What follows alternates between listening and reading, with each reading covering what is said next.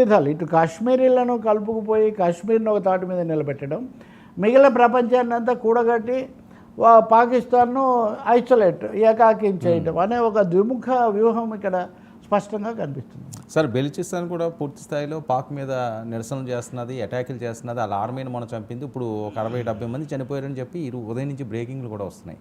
అంటే అక్కడ ముందు నుంచి కొంత ఇన్సర్జెన్సీ తిరుగుబాటు ఉంది. రెండవది పాకిస్తాన్ ప్రభుత్వం కూడా చాలా నిరంకుశంగా, ఇప్పుడు కాదు ఎప్పటి నుంచో సరిహద్దుగా ఉంది అంటాం మనం. అప్పటి నుంచి కూడా ఆ స్థానిక ప్రజల యొక్క అభివృద్ధి, వీటిని ఆకాంక్షలను వీటిని అందుకోవడం కాకుండా వాళ్ళు అణచివేసే ఒక పద్ధతి, సైనిక పద్ధతి ఇంకెక్కడ చూసినా వాళ్ళు ఒకటే కదా, వింటే మా మాట వినండి. అసలు అలా చేయబట్టే కదా ఈస్ట్ పాకిస్తాన్ తూర్పు పాకిస్తాన్ విడిపోయి బంగ్లాదేశ్ అయింది. అప్పుడు యాహ్యా ఖాన్ భుట్టో హయాంలో చేసినటువంటి నిర్బంధం వల్లనే వాళ్ళు అక్కడి నుంచి విడిపోయినటువంటి పరిస్థితి. అందుకనే ఒక పెద్ద గుణపాఠం ఏంటంటే మతం అనేది ఒక దేశాన్ని ఎప్పుడు కలిపి ఉంచలేదు. అది స్పష్టంగా కనిపిస్తుంది. ఒక మత ప్రాతిపదిక మీద ఒక దేశాన్ని ఏర్పాటు చేసిన తర్వాత బంగ్లాదేశ్ విడిపోయింది, బెలూచిస్తాన్లో అది నిరంతరంగా సాగుతూనే ఉంది. లేకపోతే తాలిబాన్ ఆఫ్ఘనిస్తాన్లో ఉన్నవాళ్ళు కూడా ఆ ప్రాతిపదికన కలవట్లేదు కదా వాళ్ళు.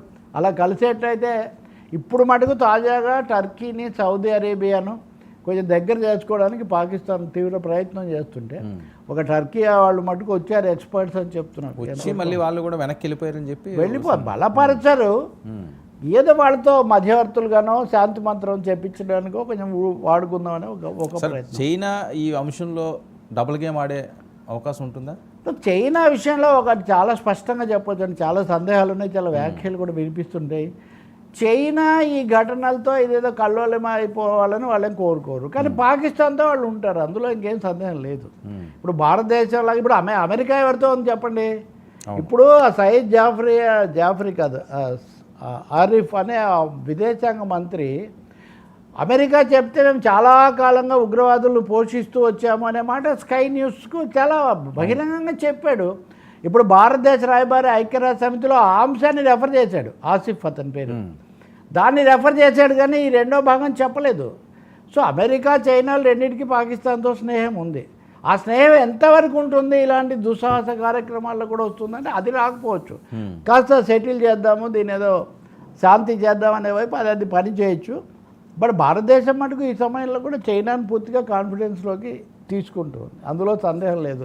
కాకపోతే కొంతమంది రక్షణ నిపుణులు చెప్పేది ఏంటంటే ఈ ఉపగ్రహ వ్యవస్థ ఇవన్నీ ఉపయోగించడంలో శాటిలైట్ దీనికి చైనా సాంకేతిక పరిజ్ఞానం వీళ్ళు ఉపయోగించుకుంటారని. అవి ఇంతకుముందు ఇప్పుడు ఉదాహరణకు మనం సుఖోయ్ విమానాలు వాడుతుంటాం, ఎప్పుడో రష్యా మనకు సరఫరా చేసినటువంటివి. కొంతమంది అంటున్నట్టుగా చైనా పాకిస్తాన్ కలిసి వస్తాయి అనే అంచనా పొరపాటండి.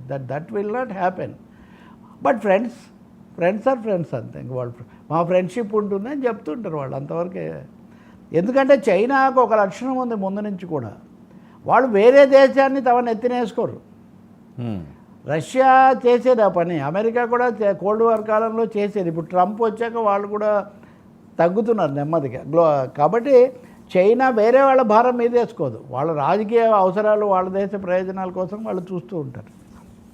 సరే, పాకిస్తాన్కి అంత ధైర్యం